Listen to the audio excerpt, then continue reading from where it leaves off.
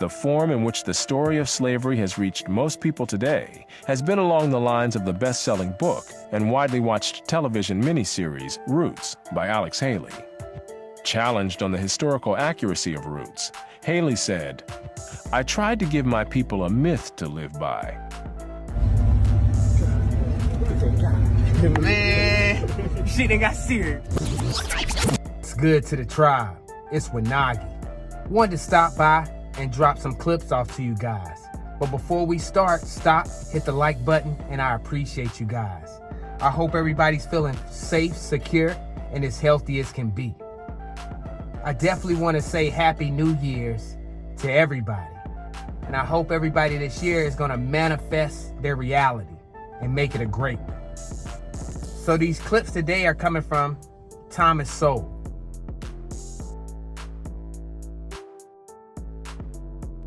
It's coming from his book, Black Rednecks and White Liberals.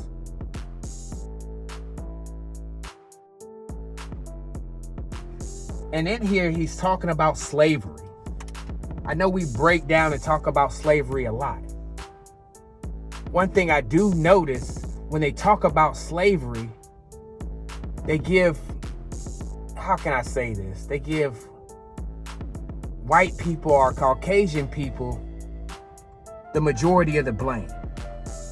When they talk about reparations and different things like that, it's mainly aimed towards Caucasian or white people. But nobody ever talks about the Africans. And granted,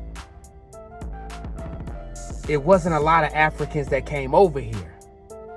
But who do you think had a major influence on getting these Africans? We always talk about how black, which we know the word black, melanated or carbon-based beings were here on the planet first. So that would kind of make us superior, or like they say, I would say the main bloodline of what's going on. So he's explaining in this about how Africans really ran the slave trade. How Africans were the one selling these so-called Africans to slave traders. They said Africa and their warriors were so powerful back then that Caucasians or whites couldn't even come in Africa to even come about trying to grab some people out of there. So who has to be the ones trapping these people, grabbing these people, and actually sending them off on boats on the shore? One thing I hear from Pan-Africans a lot is them talking about what the white man did, or white supremacy, or they brought us over here, it's their fault. But nobody talks about the Africans or the African nations that played the biggest part in what was going on. Remember, white people couldn't go into Africa like that. So who were grabbing these slaves? Remember, when people were coming from Europe and these places, they had diseases, they had illnesses and sicknesses. The life expectancy of somebody on a boat that's taking care of other people is kind of crazy to me. You have these people that are sickly and have these diseases coming over from Europe or wherever, but they're bringing these slaves to America. And he definitely explains and gets into a lot of this. So I ask this question. When are the Pan-Africans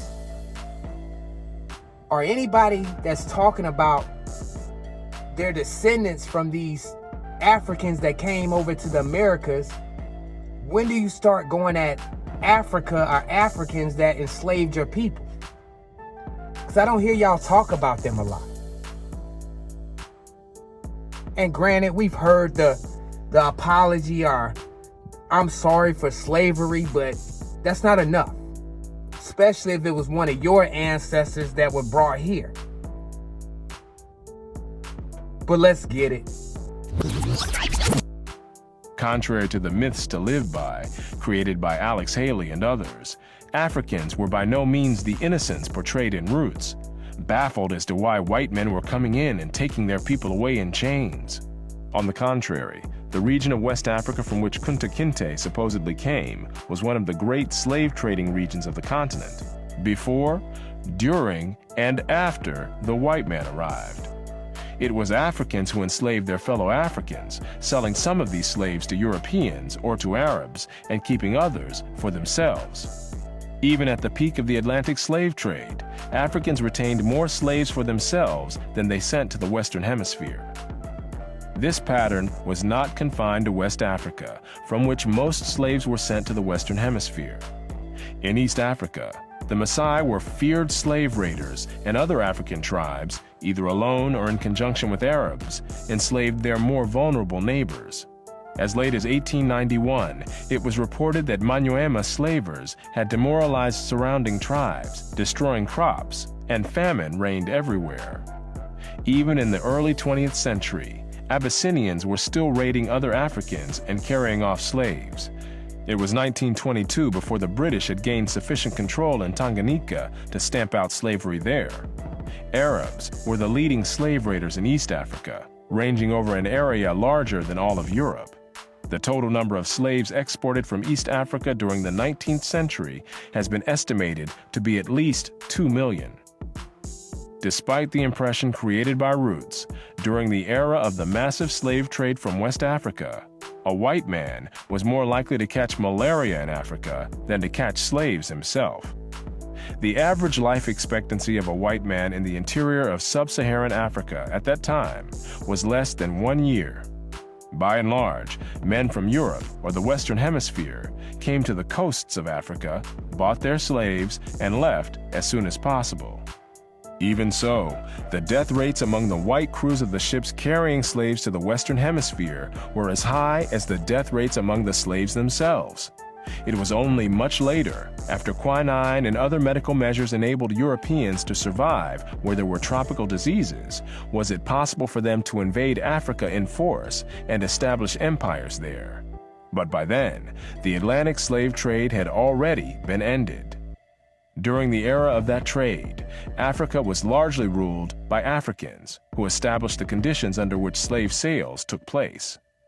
The crew of a slave ship was in no position to defy African rulers and their armies by going out across the land and capturing people willy-nilly. The stronger African peoples captured and enslaved the weaker peoples. The same pattern found over the centuries in Europe, Asia, the Western Hemisphere, and Polynesia. In Nyasaland, the Ngoni and Yao swaggered over and terrorized other tribes. In Uganda, the Baganda made life miserable for their neighbors. And the Nyoro and Hima of Ankole enslaved Toro women and children. The Tutsi dominated the Hutu in Rwanda, the Maasai lorded it over the Kikuyu and Kamba, and the latter, in turn, held the Indorobo in a kind of serfdom. It was precisely the fact that Europeans, except for the Portuguese, seldom participated in the raids that captured and enslaved Africans that enabled most people in Europe and the Americas to remain oblivious to the traumatic experience that this was, with some Africans committing suicide to avoid capture and wives being whipped as they tried to cling to their husbands or children.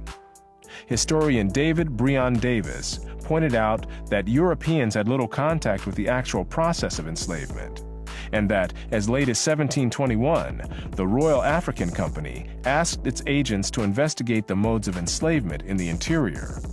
Europeans typically saw only the end results, enslaved people being offered for sale on the coast. It was much the same story in the Ottoman Empire, where those who bought slaves had no idea what these slaves had been through before. So that right there was some of the audio from the book from Thomas Sowell. Definitely deep. Definitely make sure you go check Thomas Sowell out. Definitely a deep guy. And definitely explains explains it in a way everybody can understand what's going on.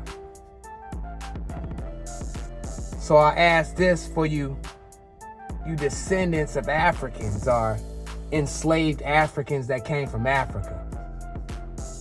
Who's really at fault for your slavery? Who has the major role in your slavery, or you even coming over this way?